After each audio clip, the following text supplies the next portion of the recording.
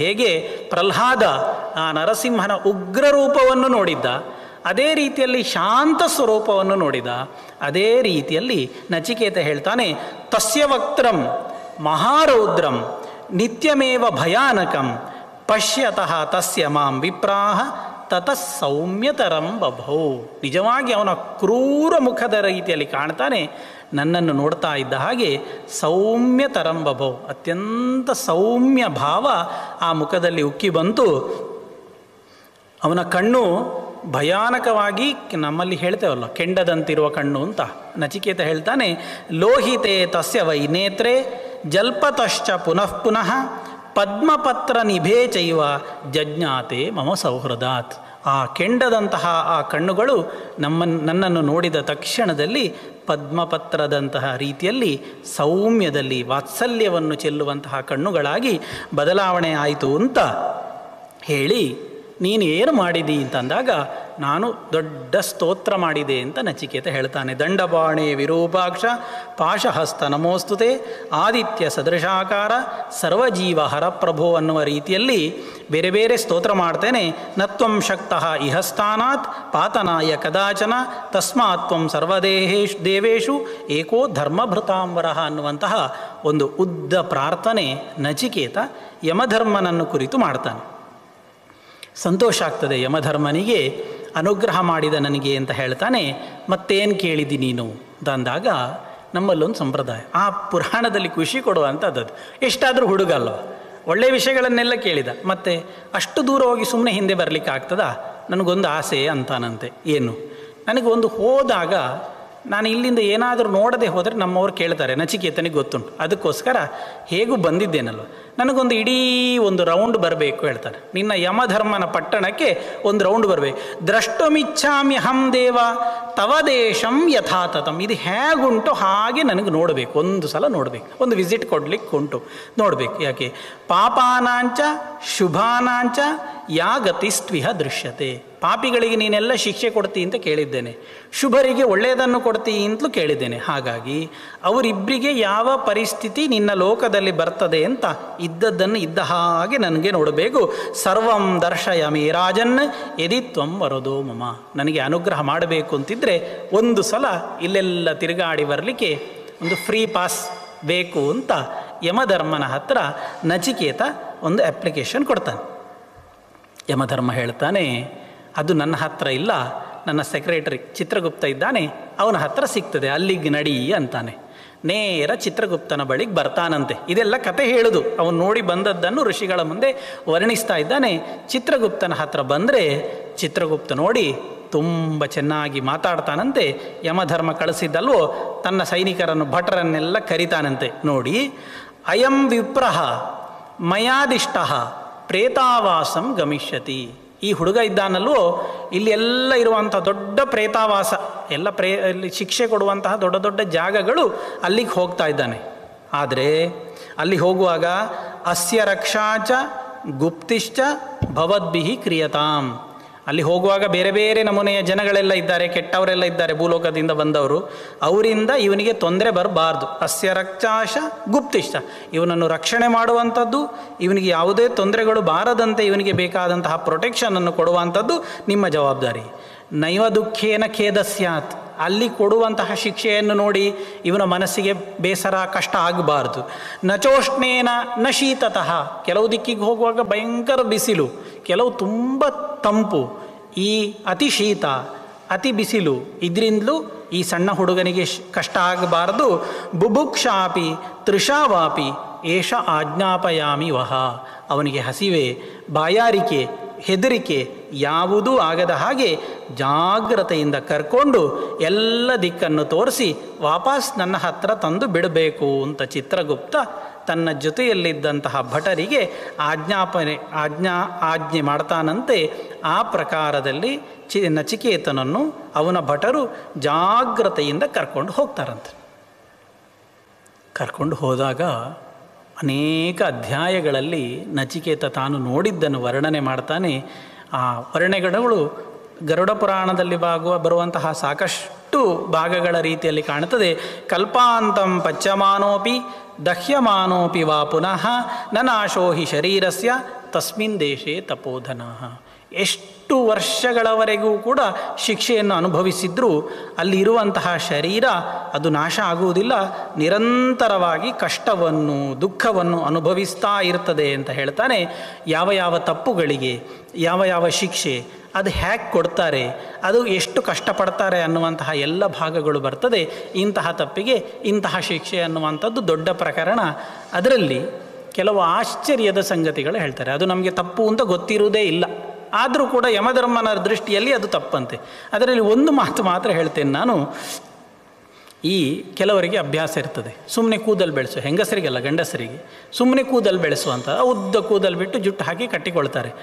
ಮಿಥ್ಯಾಚ ನಖರೋಮಾಣಿ ಧಾರಯಂತಿ ಏನರಾಹ. ಕೂದಲನ್ನು ಮತ್ತು ಉಗುರನ್ನು, ನಖ ಅಂತ ಹೇಳಿದರೆ ಉಗುರು, ಇದನ್ನು ಕಾರಣ ಇಲ್ಲದೆ ಬೆಳೆಸಿದರೆ ಅದು ಕೂಡ ಶಿಕ್ಷೆಗೊಂದು ನಿಮಿತ್ತ ಆಗ್ತದೆ ಅಂತೆ. ಅಲ್ಲಿ ಯಮಧರ್ಮನ ಲೋಕದಲ್ಲಿ ಅದು ಶಿಕ್ಷೆ ಕೊಡ್ತಾರೆ ಅಂತ. ಇಂತಹ ಅನೇಕ ಅಪೂರ್ವ ಶಿಕ್ಷೆಗಳನ್ನು ಯಾವ ಯಾವ ತಪ್ಪಿಗೆ ಕೊಡ್ತಾರೆ ಅಂತ ಹೇಳ್ತಾರೆ. ಅದೇ ಶಿಕ್ಷೆ ಮಾತ್ರ ಅಲ್ಲ, ಪುಣ್ಯಾತ್ಮರು ಸಜ್ಜನರು ಹೋದಾಗ ಏತು ಧರ್ಮರತಾಃ ದಾಂತಾಃ ವಪುಷ್ಮಂತೋ ಯಥಾಗೃಹೇ ಯಾಚಮಾನ ಸ್ಥಿತಾ ನಿತ್ಯಂ ಸುಶೀಲೈಃ ತೋಯಭಾಜನೈಃ ಅಂತ ಒಳ್ಳೆ ಸಜ್ಜನರಿಗೆ ಹೋದಾಗ ಅಂತಹ ಒಳ್ಳೆ ಉಪಚಾರವನ್ನು, ಒಳ್ಳೆ ಪ್ರೀತಿಯನ್ನು ಅಲ್ಲಿ ತೋರಿಸ್ತಾರೆ. ಕಷ್ಟದಲ್ಲಿ ತಪ್ಪು ಮಾಡಿ ದೋಷಗಳನ್ನು ಮಾಡಿ ಹೋದವರಿಗೆ ಅದೇ ರೀತಿಯಲ್ಲಿ ಶಿಕ್ಷೆಯನ್ನು ಕೊಡ್ತಾರೆ. ಯಾರು ಒಳ್ಳೆಯ ಕೆಲಸವನ್ನು ಮಾಡಿ ಅಲ್ಲಿಗೆ ಹೋಗ್ತಾರಲ್ವೋ ಅದರವರಿಗೆ ತುಂಬ ಒಳ್ಳೆ ನೆಮ್ಮದಿ ಸಂತೋಷವೂ ಕೂಡ ಅಲ್ಲಿ ಸಿಗ್ತದೆ. ಅಂತಹ ಒಳ್ಳೆಯ ಕೆಲಸಗಳ ದೊಡ್ಡ ಪಟ್ಟಿಯನ್ನು ನಚಿಕೇತ ಋಷಿಗಳ ಮುಂದೆ ಇಡ್ತಾನೆ. ಆ ದೊಡ್ಡ ಪಟ್ಟಿಯಲ್ಲಿ ಒಂದು ಮಾತು ಹೇಳ್ತೇನೆ. ಆ ಪುರಾಣಕಾರರ ದೃಷ್ಟಿ ಎಷ್ಟು ವಿಶಾಲ ಆದದ್ದು. ಒಬ್ಬ ದೊಡ್ಡ ಜ್ಞಾನಿ, ಬ್ರಾಹ್ಮಣ ಅಂತ ಹೇಳಿದರೆ ಎಲ್ಲ ಪುರಾಣದಲ್ಲಿ ಶಾಸ್ತ್ರದಲ್ಲಿ ಬರುವಂಥದ್ದು ಜ್ಞಾನಿ ಅನ್ನುವ ದೃಷ್ಟಿಯಿಂದ ಜಾತಿವಾಚಕ ಅಲ್ಲ, ಅದು ಗುಣವಾಚಕ. ಹಾಗೆ ಯಾವತ್ತಾದರೂ ಒಬ್ಬ ದೊಡ್ಡ ಜ್ಞಾನಿಗೆ ಕಷ್ಟ ಬಂದಾಗ, ಸಂಕಷ್ಟದಲ್ಲಿದ್ದಾಗ ಒಬ್ಬ ಬದುಕಿಸಿದ ಅಂತಾದರೆ ಅವನೇರ ಸ್ವರ್ಗಕ್ಕೆ ಹೋಗ್ತಾನಂತೆ. ಬ್ರಾಹ್ಮಣಾರ್ಥೆ. ಇನ್ನು ಎರಡನೇದು ಗವಾರ್ಥೆ. ಇಲ್ಲಿ ನಮ್ಮಲ್ಲಿ ದನ ಕದ್ದುಕೊಂಡು ಹೋಗ್ತಾರೆ. ದನ ಕದ್ದುಕೊಂಡು ಹೋಗುವಾಗ, ದನಕ್ಕೆ ತೊಂದರೆ ಬಂದಾಗ, ಪಶುವಿಗೆ ಪ್ರಾಣಕ್ಕೆ ಆಪತ್ತು ಬಂದಾಗ ಯಾರು ರಕ್ಷಣೆ ಮಾಡ್ತಾನೆ ಅವ ನೇರ ಸ್ವರ್ಗಕ್ಕೆ ಹೋಗ್ತಾನಂತೆ. ಅದೇ ರೀತಿಯಲ್ಲಿ ಒಬ್ಬ ಜ್ಞಾನಿಗೆ ತೊಂದರೆ ಬಂದು ಸತ್ತರೆ ಅವನಿಗೆ ಸ್ವರ್ಗ. ಒಬ್ಬ ಗೋವಿಗೆ ತೊಂದರೆ ಬಂದಾಗ ಅದನ್ನು ರಕ್ಷಣೆ ಮಾಡಲಿಕ್ಕೆ ಹೋಗಿ ಯಾರಾದರೂ ಪ್ರಾಣ ಬಿಟ್ಟರೆ ಅವನಿಗೂ ಸ್ವರ್ಗ. ಅದರ ಜೊತೆಯಲ್ಲಿ ರಾಷ್ಟ್ರಾರ್ಥೇ ನಿಧನಂಗತಃ. ದೇಶಕ್ಕಾಗಿ ಒಬ್ಬ ಸೈನಿಕ ಹೋರಾಡಿ ಸತ್ತ ಅಂತಾದರೆ ಅವನಿಗೂ ನೇರ ಸ್ವರ್ಗಕ್ಕೆ ಪ್ರವೇಶ ಅಂತ ಪುರಾಣಕಾರರು ಹೇಳ್ತಾರೆ. ಅವ ತನಗಾಗಿ ಸತ್ತದ್ದಲ್ಲ, ತನ್ನ ದೇಶಕ್ಕಾಗಿ ಸತ್ತದ್ದು. ಅವನ ಒಬ್ಬನ ಬಲಿದಾನದಿಂದ ದೇಶದಲ್ಲಿರುವಂತಹ ಸಾವಿರಾರು ಜನರ ಪ್ರಾಣ ಉಳಿತದೆ. ಆ ಸಾವಿರಾರು ಜನರ ಪ್ರಾಣ ಉಳಿಸಬೇಕು ಅನ್ನುವ ದೃಷ್ಟಿಯಲ್ಲಿ ಒಬ್ಬ ಪ್ರಾಣ ಬಿಡ್ತಾನಲ್ಲ ಸೈನಿಕ, ರಾಷ್ಟ್ರಕ್ಕಾಗಿ. ರಾಷ್ಟ್ರಾರ್ಥೇ ನಿಧನಂಗತಃ.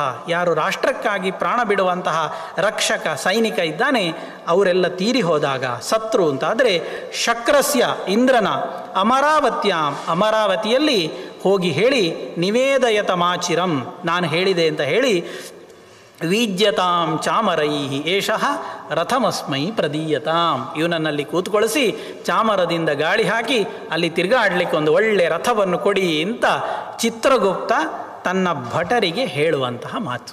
ಇದು ನಮ್ಮ ಪುರಾಣಗಳು ನಮ್ಮ ದೇಶವನ್ನು ಕಾಯುವವರ ಬಗ್ಗೆ, ದೇಶವನ್ನು ರಕ್ಷಣೆ ಮಾಡುವಂತಹ ಸೈನಿಕರಿಗೆ, ಜ್ಞಾನಿಗಳಿಗೆ, ಪಶುಗಳಿಗೆ ಎಷ್ಟು ಮಹತ್ವವನ್ನು ಕೊಟ್ಟಿದ್ದು ಅಂತ ಗೊತ್ತಾಗ್ತದೆ.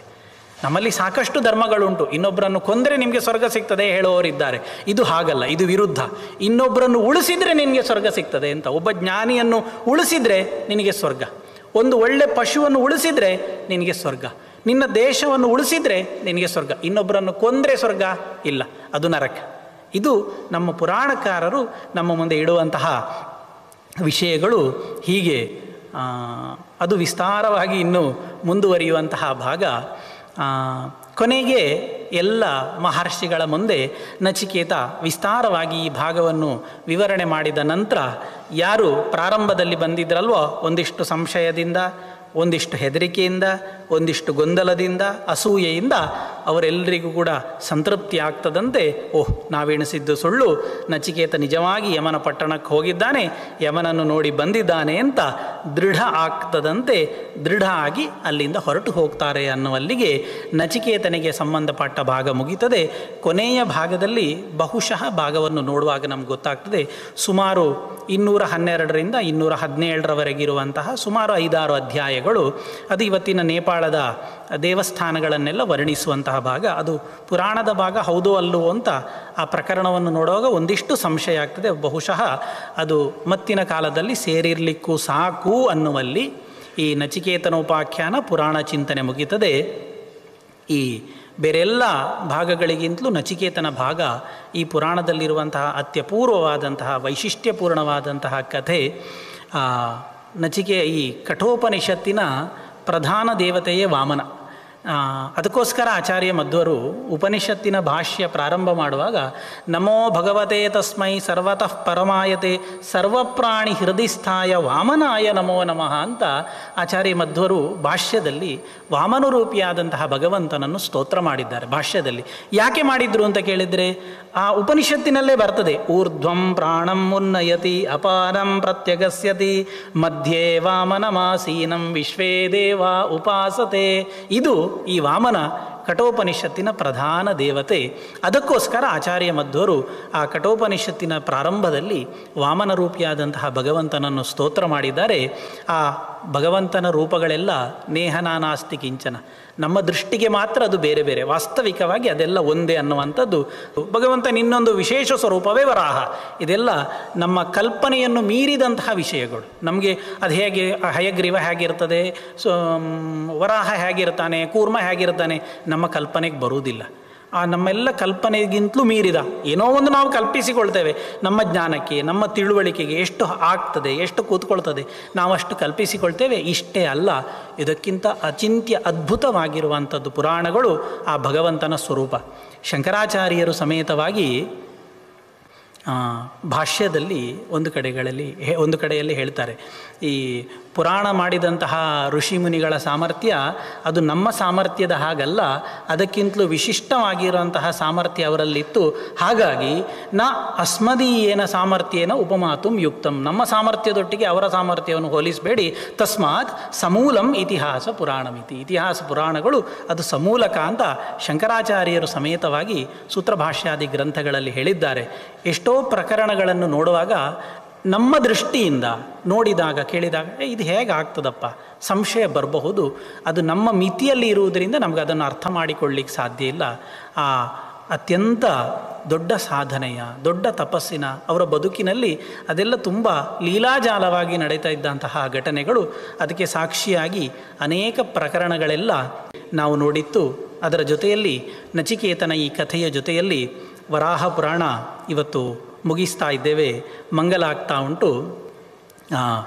ಬೇರೆ ಬೇರೆ ಗ್ರಂಥಕಾರರು, ದಾನಸಾಗರ ಇತ್ಯಾದಿಯಾದಂತಹ ವ್ರತಕೋಶ ಇತ್ಯಾದಿ ಅನೇಕ ಗ್ರಂಥಗಳು ಈ ಪುರಾಣಕಾರರು ಹೇಳಿರುವಂತಹ ವ್ರತಗಳನ್ನು, ತೀರ್ಥ ಮಹಾತ್ಮೆಗಳನ್ನು ಸ್ವೀಕಾರ ಮಾಡಿ ನಮಗೆ ಮಾಡಿದರೆ ಪುಣ್ಯ ಅಂತ. ತದಾಷಾಢೇ ಚ ಯೋ ದದ್ಯಾತ್ ಗ್ರದದೇನು ಸಮನ್ವಿತಂ ಪೌರ್ಣಮಾಸ್ಯಾಂ ತದಾ ಪೂತ್ನ ವಾರಾಹಂ ಪೌರ್ಣಮಾಸ್ಯಾಂ ಹಿ ಪೂತಾತ್ಮ ಸಪದಂ ಯಾತಿ ವಾರುಣಂ ಅಂತ ದಾನ ಗ್ರಂಥಗಳಲ್ಲೆಲ್ಲ ಹೇಳ್ತಾರೆ. ಇಂತಹ ಈ ವರಾಹ ಪುರಾಣವನ್ನು ಆಷಾಢ ಮಾಸದಲ್ಲೆಲ್ಲ ಪಾರಾಯಣ ಮಾಡುವಂಥದ್ದು, ಜಪ ಮಾಡುವಂಥದ್ದು ಭಾರಿ ಉತ್ತಮ ಅಂತ ಹೇಳಿದಂತಹ ಪ್ರಕರಣಗಳು ಉಂಟು.